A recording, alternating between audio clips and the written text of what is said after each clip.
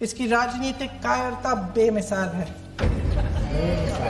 देशवासियों के प्रति जवाबदेही का एहसास ही नहीं है। सच्चाई ये है कि इनके दिल में जनता के लिए कोई जगह नहीं है। सब राजनीति है, सब पीआर है, सब प्रचार है, सब पब्लिसिटी है।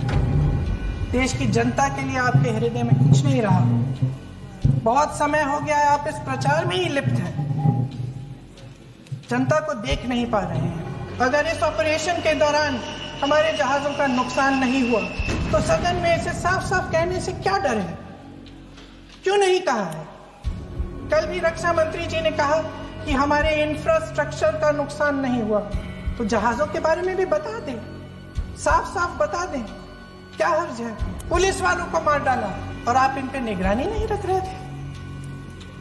और ये जो एजेंसियां हैं, इनकी जिम्मेदारी कौन लेगा? क्या आईबी चीफ ने अपना इस्तीफा दिया? क्या किसी ने इस्तीफा दिया? गृह मंत्री जी के कार्य क्षेत्र में आता है इंटेलिजेंस ब्यूरो। क्या गृह मंत्री जी ने इस्तीफा दिया? इस्तीफा छोड़िए, जिम्मेदारी ली। नमस्कार दोस्तों, मैं हूं आपके साथ अरविंद। बकौल यशस्वी तपस्वी प्रधानमंत्री श्री नरेंद्र मोदी इस वक्त भारत विजयोत्सव मना रहा है। ऐसा मैं नहीं कह रहा हूं, हमारे यशस्वी तपस्वी प्रधानमंत्री ने 9 दिन पहले नई संसद के बाहर कहा था, मानसून सत्र एक विजयोत्सव है। जब प्रधानमंत्री प्रेस को संबोधित कर रहे थे। यह टर्म भी हमने पहली बार उनसे ही सुना, प्रेस को संबोधित करना। वरना हम तो यही जानते थे, हमें तो इतना ही ज्ञान था कि प्रेस के साथ संवाद किया जाता है। मगर प्रधानमंत्री प्रेस के साथ संवाद नहीं करते, उन्होंने 11 सालों तक नहीं किया। गोदी मीडिया के साथ कुछ किया होगा तो किया होगा, उसे मैं संवाद नहीं मानता, अपवाद ही मानता हूं। राहुल ने सर जो ये अमीरी गरीबी की बात की, कौन राहुल? हमारे वाले राहुल। तो वो आपके वाले नहीं है। तो प्रधानमंत्री प्रेस को संबोधित करते हैं और विदेश यात्रा पर निकल जाते हैं। उनकी यात्रा की फोटोएं, वीडियोस हम देखते हैं।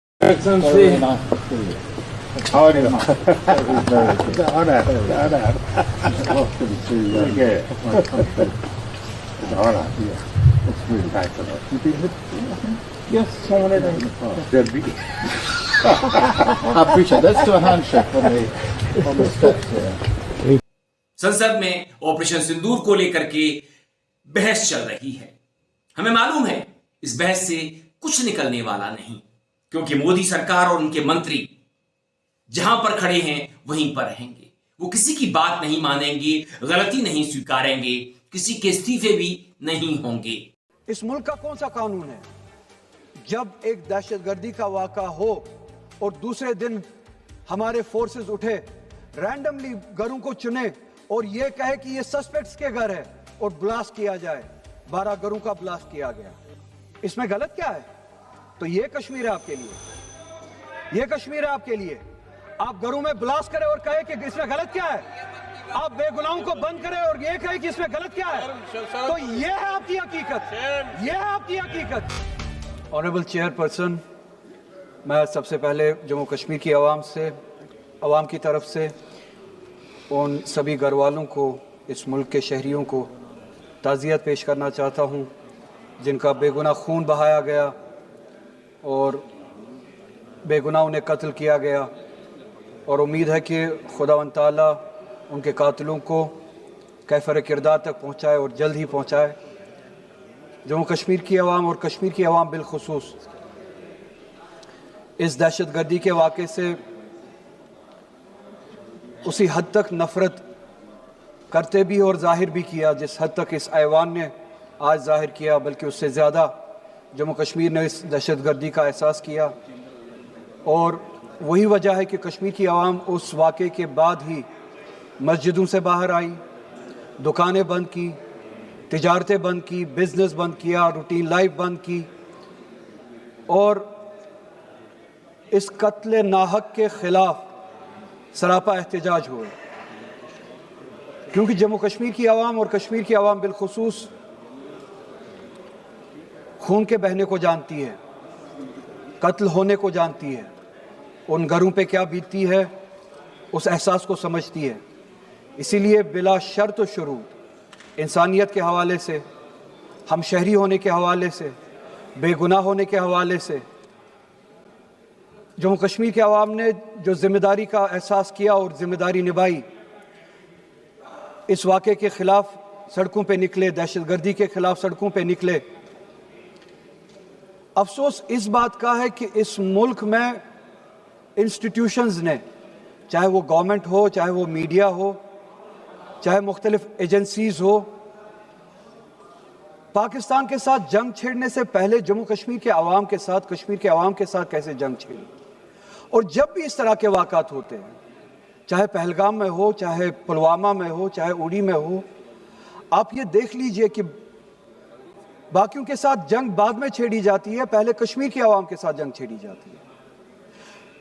पुलवामा का वाक़या हुआ, 370 हटाया गया, ठीक है, आपने हटाया, गैर जमहूरी तरीके से हटाया, नाजायज़ तरीके से हटाया।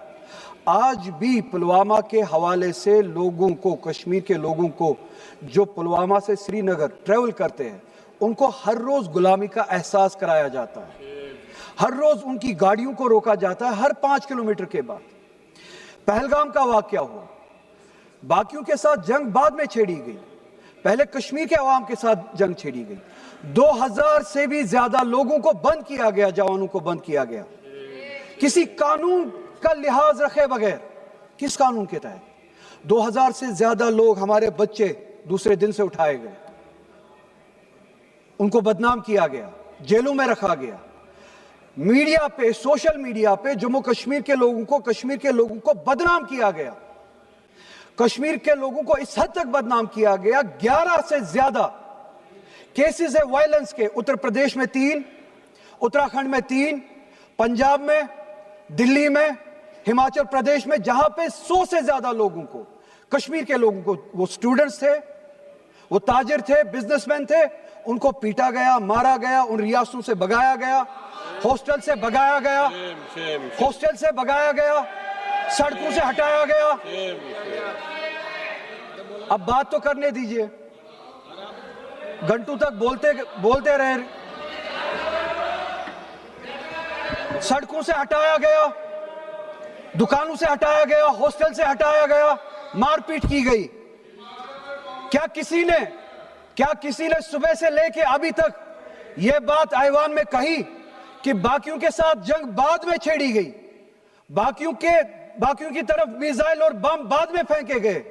इस साने के बाद 13 घरों में ब्लास्ट किया गया कश्मीर में, बेगुनाह घरों में, यह कह के कि वो सस्पेक्ट्स के घर है, शायद ये मुल्जिम हो सकते हैं। 13 घर ब्लास्ट किए गए, किस कानून के तहत? क्या जम्मू कश्मीर आपके लिए एक जमीन है जहां के लोग बदकिस्मती से आपके हाथ में आए हैं, जिनका कोई कानूनी और आईनी हक होना नहीं चाहिए? क्या कोई कानून है जिस कानून के तहत उनको इंसाफ की नजर से देखा जाए, बराबरी की नजर से देखा जाए? कौन सा कानून इस मुल्क का कहता है कि सस्पेक्ट के बुनियाद पे? आप बैठिए, बात करने दीजिए, आप बैठिए, बात करने दीजिए, बैठिए। इस मुल्क का कौन सा कानून है जब एक दहशतगर्दी का वाक़ा हो और दूसरे दिन हमारे फोर्सेस उठे, रैंडमली घरों को चुने और यह कहे कि ये सस्पेक्ट्स के घर है और ब्लास्ट किया जाए? 12 घरों का ब्लास्ट किया गया, 2000 से ज्यादा जवान हमारे बंद हैं। इसमें गलत क्या है? तो ये कश्मीर है आपके लिए, ये कश्मीर है आपके लिए। क्योंकि राजनाथ सिंह पहले ही कह चुके हैं, हमारी सरकार में इस्तीफे नहीं होते, हम डटे रहते हैं, हम जमे रहते हैं, हम कुर्सी से, फेविकॉल से चिपके रहते हैं। तो सत्ता से चिपकने की जैसी आदत मोदी सरकार और उनके लोगों की है, उनके मंत्रियों की है, वैसी किसी और की हमने देखी नहीं। तो प्रधानमंत्री के भाषण आप सुनते रहेंगे और वो अपनी बात कहते रहेंगे, वो किसी की बात मानेंगे नहीं। उन्हें ज्ञान देने की जो आदत है, जिस तरह के शब्द हम संसद से आप सुन रहे हैं, मोदी जी के मुखर बिंद से सुन रहे हैं, छिछोरापन, इस शब्द को आज देश के गृह मंत्री अमित शाह ने भी दोहराया। उन्होंने तो आज यहां तक कह दिया संसद में, पहले मुझसे निपट लो। ये कैसे नेता हैं? गली चौराहे के नेता हैं? नुक्कड़ किसी चौपाल के नेता हैं? नहीं कि आप कैपेबल नहीं है रिप्लाई देने के लिए, ये नहीं कहता मैं। हम आपको निपटाएंगे, तुम हमारे को निपटाओ, हम खेल खेलेंगे। लेकिन जिस प्रधानमंत्री यहां रहते हुए भी अगर इस सदन में नहीं आते तो इस सदन का अपमान है। धन्यवाद। नो प्लीज नहीं, ये नहीं हो गया। तो इसीलिए आपकी बात सदन का अपमान करना, सदस्यों का अपमान करना ठीक नहीं है। सर आप जज का काम कर, लेकिन आप हर बात को टोकते रहते हो। नहीं, आपको मौका दिया, बोला अगर ये हम क्या यहाँ को खेलने आए क्या? आपने को मौका दिया, आपने बोला हमारे पास मैंने भी बताया कि और हर भाई मेरे से निपट रहा है, काहे को प्रधानमंत्री जी को बुलाओ? हम आपको निपटाएंगे, तुम हमारे को निपटाओ, हम खेल खेलेंगे। लेकिन प्रधानमंत्री यहाँ रहते हुए भी अगर इस सदन में नहीं आते तो इस सदन का अपमान है। एक मिनट सुनो भाई, आपकी जो डिमांड है उसी का जवाब दे रहा हूं। माननीय जज जी, पीएम साहब इनकी ऑफिस में ही है। उनको ज्यादा सुनने का शौक है क्या? भाई मेरे से निपट रहा है, काहे को प्रधानमंत्री जी को बुलाओ? तो इस तरह की दादागिरी वाली भाषा का उपयोग कर रहे हैं। मुझसे निपट लो। खरगे जी ने ठीक जवाब दे दिया, सधा हुआ जवाब, क्योंकि कांग्रेस जानती है संसद में किस तरह से पेश आना होता है। Operation Sindhur lasted 22 minutes. And then he said the most shocking thing. He said at 1:35, we called Pakistan. We called Pakistan at 1:35 and we told them that we have hit non-military targets and we do not want escalation. The DGMO of India was told by the government of India to ask for a ceasefire at 1:35 at night itself, on the night of Operation Sindhur. You told the Pakistanis exactly what you would do. You told them that we will not hit military targets. You told them we do not want escalation. Speaker sir, you imagine, दो लोगों के बीच में लड़ाई हो रही है, दो लोगों के बीच में लड़ाई हो रही है, एक आदमी जाके दूसरे को घूंसा मारता है और फिर कहता है देखिए मैंने घूंसा मार दिया, अब एस्केलेशन नहीं कीजिए। मतलब आपने पाकिस्तान को डायरेक्टली अपनी पॉलिटिकल विल बता दी कि आपके पास लड़ने की पॉलिटिकल विल है ही नहीं, कि आप लड़ना ही नहीं चाहते हो। और ये डिफेंस मिनिस्टर ने कहा है कि हमने, डिफेंस मिनिस्टर यहां हाउस में कह रहे कि हमने पाकिस्तान से जाके कहा कि हमने आपको एक झापड़ मारा है मगर हम आपको और झापड़ नहीं मारेंगे। हम एस्केलेशन नहीं चाहते हैं, आप रिस्पॉन्ड नहीं कीजिए और हम मिलिट्री टारगेट नहीं मारेंगे। Meaning the government of India informed the government of Pakistan that we have no political will, we don't want to fight, we have done this, we have just done this action. Surrender, immediate surrender in 30 minutes. Modi सरकार अभी तक बीते 11 सालों में भी संसद की जो गरिमा और मर्यादा होती है उसे समझ नहीं सकी।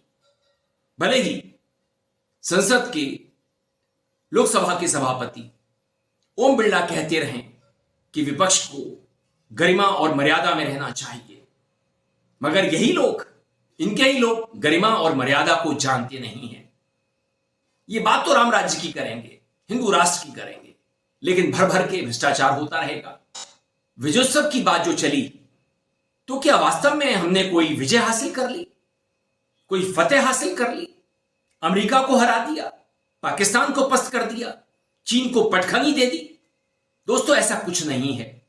सुना है ट्रंप ने हम पर, भारत पर 25% टैरिफ लगा दिया है, 20-25%। हमारी हालत और पतली होने वाली है। चीन से हम इंपोर्ट करते रहेंगे और पाकिस्तान के साथ कहानी जस की तस है। पाकिस्तान को हमारे समकक्ष खड़ा कर दिया गया है, इसको लेकर के कोई गुरेज नहीं है। हां, घेरना है तो नेहरू जी को घेरिए, इंदिरा जी को घेरिए, कांग्रेस को घेरिए। कल से मैं जो बड़े बड़े भाषण सुन रहा हूँ, चाहे राजनाथ सिंह जी हो, चाहे हमारे विदेश मंत्री हो, चाहे नड्डा जी हो, सबको पंडित नेहरू की बहुत याद आती है। पंडित नेहरू उन्हें सोने भी नहीं देते और जीने भी नहीं देते। सरदार पटेल की भी याद आती है। मेरा ये कहना है कि नेहरू तो महान थे, लेकिन सरदार पटेल को प्रधानमंत्री न बनाकर हमने एक ऐतिहासिक भूल की। अगर सरदार पटेल जीवित होते और 10 साल, तो ये लोग आज सामने दिखते भी नहीं। विपक्ष को घेरिए। कि बैसरन घाटी में सिर्फ अमरनाथ यात्रा के 15 दिन पहले ही लोग आते हैं। ये तो पता नहीं किस गलती से होटल वालों के साथ मिलकर बैसरन घाटी को खोल दिया गया। आप इतने सारे अलग अलग दलों के नेताओं को सरकार के जिम्मेदार मंत्री, गृह मंत्री की मौजूदगी में, रक्षा मंत्री की मौजूदगी में गलत जानकारी दे रहे हैं। बाद में जब हमने पता किया तो पता चला कि हमेशा वो बैसरन घाटी खुली रहती है, लेकिन वहां सुरक्षा के कोई इंतजाम नहीं थे। मान्यवर, वो लोग चीखते रहे, चिल्लाते रहे, रोते रहे, बिलखते रहे, अपनी जान गंवाते रहे, सहायता मांगते रहे, लेकिन उनकी सहायता करने वाला कोई नहीं था। मैं गया था शुभम द्विवेदी जी के घर कानपुर में, मान्यवर, और उनके पिता ने रो के एक ही मांग कही। उनकी पत्नी का रो रो के बुरा हाल था। उनके परिवार के लोगों ने, उनके पिताजी ने रो रो के एक ही बात कही, हमारे बेटे ने देश के लिए अपनी शहादत दी है। जो लोग इसमें मारे गए हैं, सरकार हमें क्या मदद देती है उससे हमें लेना देना नहीं, कम से कम हमको शहीद का दर्जा दिया जाए। ये उनकी पीड़ा थी, उनकी मांग थी। मैं आपके माध्यम से सरकार तक उनकी भावनाएं पहुंचाना चाहता हूं। सबसे बड़ा दुख इस बात का हुआ, कल से कहा जा रहा है नहीं, हमने अपने आप सीज फायर डिक्लेयर किया, हमने अपने आप सीज फायर डिक्लेयर किया, इसमें किसी तीसरे देश का हस्तक्षेप नहीं है। आजादी के बाद से लेकर आज तक भारत का स्टैंड एक ही रहा है, हम पाकिस्तान के मामले में किसी भी तीसरे देश की मध्यस्थता नहीं मानते। अगर उस बात के साथ किसी ने धोखा किया है, किसी ने विश्वासघात किया है, तो उसका नाम है भारत के प्रधानमंत्री नरेंद्र मोदी। मैं इस सदन के अंदर कहना चाहता हूं, आपने उस भावना के साथ विश्वासघात किया है। मानवर, अमेरिका की मध्यस्थता आपने स्वीकार की, और मैं इसलिए चंद लाइनें आपके लिए कहना चाहूंगा कि तू इधर उधर की ना बात कर, तू उधर उधर की।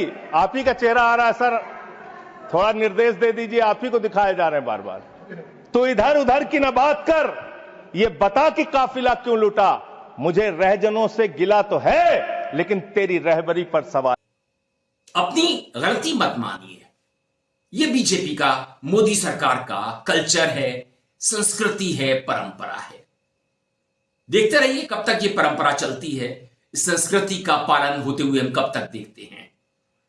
मोदी जी ने अपना भाषण जिस तरह से कल दिया, आज भी दे रहे थे, कांग्रेस के बारे में कह रहे थे कि कांग्रेस को राष्ट्रीय रक्षा नीति का कोई ज्ञान नहीं है। ऐसा लगता है मोदी सरकार और मोदी सरकार के लोगों को ही सारा का सारा ज्ञान है।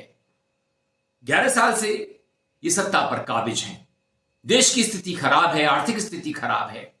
आंकड़ों में आप कुछ भी बतलाएं, हमारी हालत पतली है। Make in India, stand up India, Khelo India, ये इंडिया, वो इंडिया, सब धाराशायी हो चुके हैं। हम असेंबलिंग करते हैं।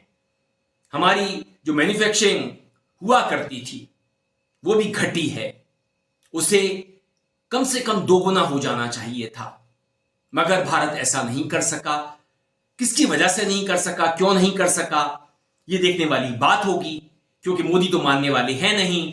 मेक इन इंडिया और तरह तरह के इंडिया वो बनाते रहेंगे जब तक वो कुर्सी पर बैठे हैं। तो आपको उन्हें झेलना होगा, विजयोत्सव मनाना होगा, दिवाली दीपावली अक्टूबर नवंबर में मनाइएगा, मगर मानसून में भी आपके साथ दिवाली हो रही है, खेला हो रहा है, आतिशबाजी चलाई जा रही है, बम फट रहे हैं। मजे लीजिए। दोस्तों वीडियो पसंद आए तो आप इसे लाइक कीजिए, दोस्तों साथियों में खूब शेयर कीजिए, चैनल को सब्सक्राइब भी कर दीजिए, बेल आइकन का घंटी जैसा बटन जरूर दबाइए, जिससे कि आने वाले वीडियो की आपको नोटिफिकेशन मिल सके। आपकी प्रतिक्रियाओं का मुझे इंतजार रहता है, मेल आईडी और कमेंट बॉक्स में जरूर कीजिएगा। मैं था आपके साथ अरविंद, आप देख रहे थे मुझे अपने ही मंच अरविंद दिल से।